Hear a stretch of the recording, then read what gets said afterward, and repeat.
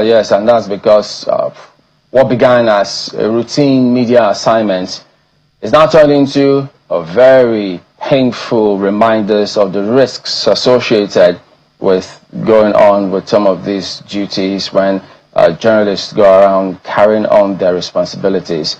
Well, Kani, popularly called Kani, a colleague in Bauchi, said the cameraman there unfortunately was involved in an accident, and so unfortunately when that happened there were several journalists who were with them on that particular assignment, and so it was a very terrible accident as a matter of fact. But there are questions as a result of this where we now have to ask ourselves, are adequate measures being provided for media teams attached to official assignments? Vehicles conveying journalists actually should be subjected to the same safety scrutiny as those transporting dignitaries.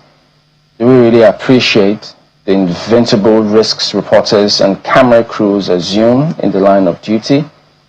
Well, when journalists are harmed, the public's right to know suffers.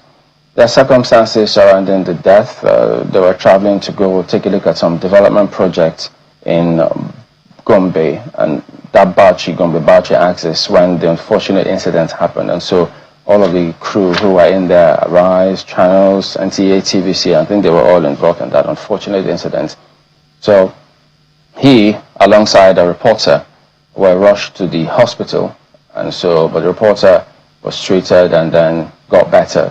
But he sustained very serious injuries, neck injuries, and so he had a lot of attention being paid to him when unfortunately we got called yesterday that he was gone. Shocking. And the most of yesterday was really heavy because at that time the report was it was stable, it was recovering, but unfortunately now he's no more. I think the first thing that has hit me is how young he is. Yeah, some people will say when you're in your 40s, they say it's the youth of old age. You're now you're now middle age, so to speak. But we have lost a young man. You have lost somebody who is still very much in his prime and still had a lot to contribute to our society. As a matter of fact, he lost his life or had this accident in the course of active duty. Yeah. And it is painful. It is painful, Chamberlain. Very. For the last couple of weeks on this program, as a matter of fact, since last year, we have been harping on the need for us to take safety as a people more seriously. Safety is claiming more lives than the issue of security. I bet you that if we put on a scale the number of lives we've lost to safety issues and the number of lives we've lost to security issues, I dare say that the numbers that we have lost to safety issues, terrible driving incidences, a lack of attention to things that could spark a fire in certain instances, carelessness, the amount of lives we're losing on a daily to safety issues, we cannot, put a finger to it. It is becoming alarming. On my way to work this morning, I was looking at, the direction, the flow of traffic, and lo and behold, right here along the Murtala Mohammed Expressway, a new 10-lane expressway that you can see clearly marked, going and coming, 5 vehicles to go, 5 vehicles to come, service lanes designated, and interchange designated as well. You'll see vehicles, buses, cars, turning and facing one way. Look, and I'm asking myself, have people gone insane? Are people mad? Don't they need their lives anymore? Are they working with their photocopied life and their originals are at home somewhere and we don't know about it? Because essentially that is what has cost us at Channels Television and the family of our colleague, Ben Kani, his life. If only a driver had paid more attention in the convoy in which he was driving, because from what we understand, that driver had been called to order several times while he was, conveying the crew. Watch how you're driving. Take it easy along on the steering. And still, he just, until this accident occurred. Then after the accident occurred, he didn't die on the spot. He survived, and then, he was taken to a hospital. We understand the surgery was to be performed. The surgery was performed. There are questions as to what then happened, were our medical personnel on the top of their game? There are many questions to ask, but we will not ask all of these questions if only the first thing had been done, safety. Please, if we do nothing this year, we can only hope that we will take the issue of safety, not just for our own selves, but for the sake of families. When I was growing up, Chamberlain, we used to have, I used to see this banner, this campaign, Speed Kills, remember your loved ones. I wish more and more people would remember that. If you don't have loved ones, remember the loved ones of other people. Do not let people, have to mourn because of your own carelessness.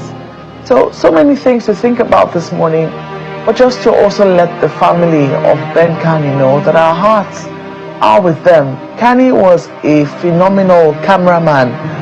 We know that one of the most effective bureaus that Channels television operates is the Bauchi Bureau. Hajara Aliyu and Ben Kani were a team. They did a fantastic job. Hajara is very much on top of her game, and she was able to do that because she had a very effective cameraman. You speak with the crew behind the scenes on all the coverages that they've had to go, not just in Bauchi, but in the northeast, sometimes the northwest as well. When Kani is on the team, the director's mind is usually at ease. He was one of the very few drone operators we had in Channels television, very effective, very professional. His colleagues only have the most wonderful things to say about him. I never met him in person, but his testimony as a professional continues to live after him.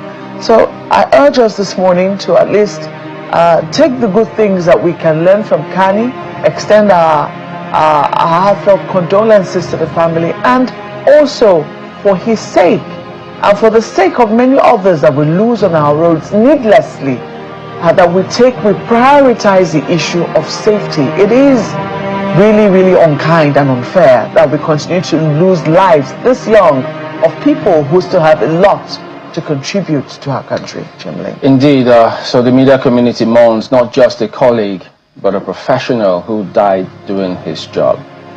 Wakaniso, fondly known as Kani Ben Sylvanus, the cameraman with Channels, he lost his life following injuries sustained in that tragic accident in Bauchi.